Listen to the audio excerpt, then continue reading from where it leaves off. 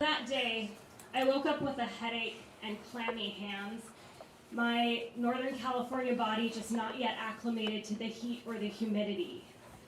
I took a shower to try to clear my head, and I slipped into this floor-length cotton dress that I bought for the trip, hot pink and white tie-dye. I thought, maybe if I look good, I'll start to feel good. So my husband and I, we made our way down to the hotel lobby. Along the way, we saw little geckos kind of skittering along the colorful and cool tiled walls and staircases. And just after a few moments of waiting in the lobby, this small, compact car pulls up. Except the girl that we met the day before wasn't the one driving it, the girl we expected. We met her at the airport, and were surprised to learn that she actually lived a town over from us. Now, we're from Monterey, California, which is a tiny beach town, so to hear somebody say, oh, my whole family's from Watsonville, like minutes after getting off of a plane, just was surreal. It felt like this mini instance of kismet for us. So we were shocked to not see her. We thought she would be there, and instead we saw this man come out of the car. He was short and had downcast eyes, and he just gave us a quick smile and then held up a little business card, like proof of his authenticity. So we got in the car, and as we did, my stomach just rumbled so loudly. My husband shot me this look of like, what's going on? And I said, it's fine, it's nothing.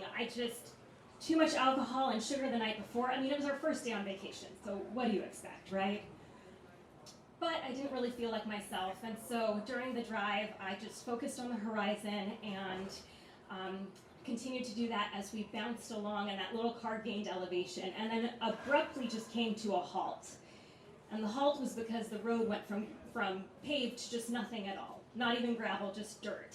So the rest of our trek was made at this glacial pace, and we crawled around these mountain turns until we kind of came around a bend, and we saw an expanse of white condos popping out of this lush green hillside. And I look at my husband with this, what do we get ourselves into look? And he kind of always level-headed, always cool and collected. He just gave me a look of, it's fine, it's an hour, and we get $200. So I stayed calm. I didn't say a thing. And I thought about the snorkel trip the next day that our time today would pay for.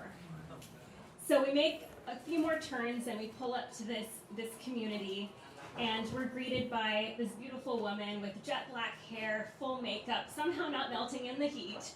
I shake her hand as I get out of the car, and my stomach just seizes, full body seize.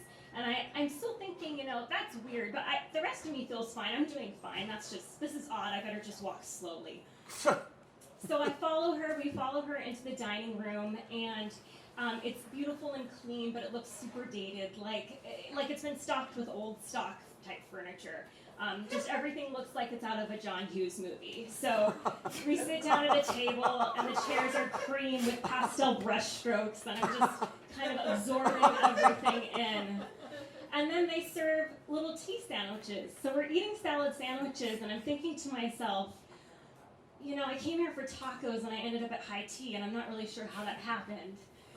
So we're just sitting there kind of nibbling on this light lunch fare when a man walks up to our table, and he's really big in this overbearing sort of way, not physically large, but the physicality being bigger than physical stature. And he sits down, and his gelled salt and pepper hair doesn't move at all, and he just plops right down on this third chair at our table when he just immediately launches into his spiel. He says, for a mere $20,000, you can own a share in this beautiful estate.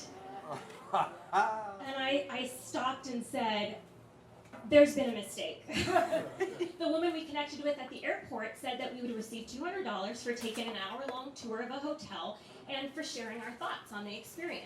Clearly, that wasn't the case. Clearly, there's been a mistake, but just so you know, we're not really in a position to be talking timeshares here today. He smiled and then continued on, just annoyingly persistent, and then I started to sweat. My head started pulsing, my stomach started pulsing in different rhythms, and then the image of a gray mealy burger popped into my head.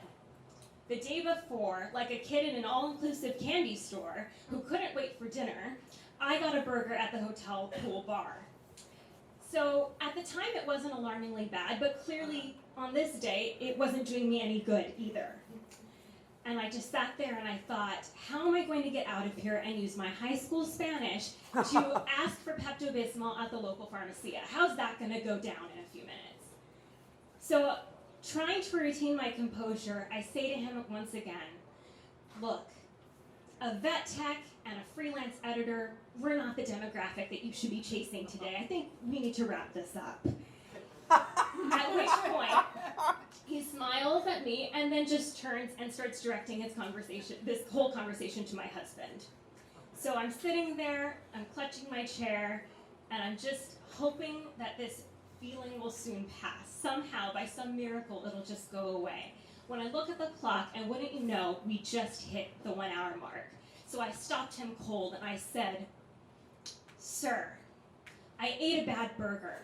I don't know if it's on the way up or out, but we've upheld our end of the bargain, so we'll be taking our check and we would like to please go now."